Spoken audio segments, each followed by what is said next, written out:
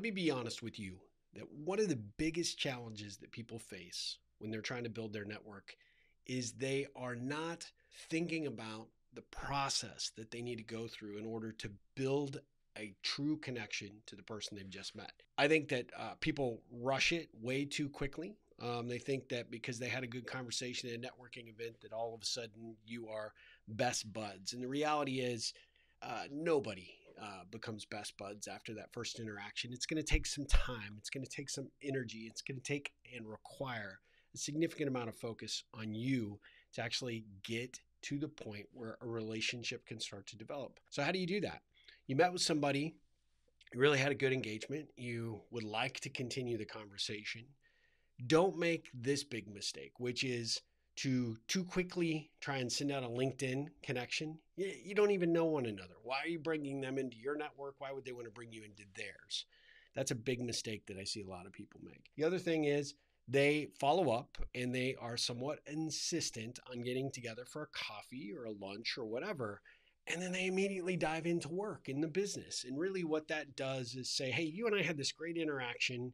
And now you're really trying to figure me out so you can figure out whether you can sell me your product or service. Turns a lot of people off. The other thing that I think people often do is when they have a follow-up with this person, they don't have a plan. They don't walk in with a strategy or an idea or a concept of what do I need to learn about this person?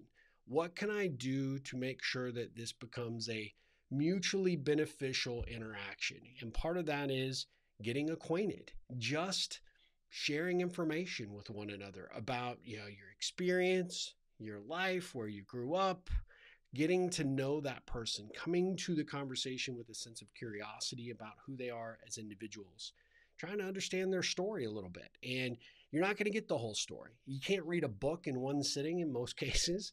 You can't learn somebody's whole life history in one session. But what you can do is you can say, look, you're somebody I really had a good time getting to have this conversation with or interaction, and I'd like to continue. Would you be open to that?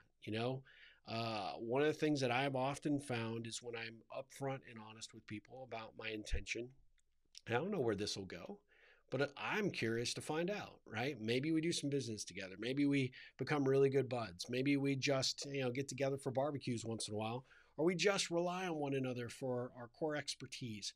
Who knows? But we won't know if we don't put any energy or effort. And so being upfront about your commitment to the process and the fact that you're willing to come to the table to do all the heavy lifting really invites people in to want to know more about you and to feel a bit more, well, let's say a little less suspicious about what your desire or what your motivations are. And that's a huge, huge first step. So give this a try. Let me know how it works for you.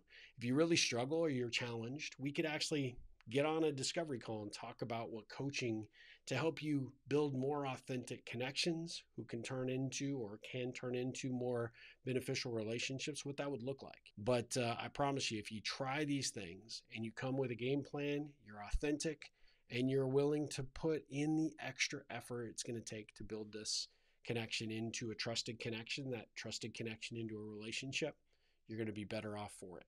Give it a try. Go out there, make a difference in the world, make a difference in someone's life, and you will end up making a difference in your own life. And as always, ripple on.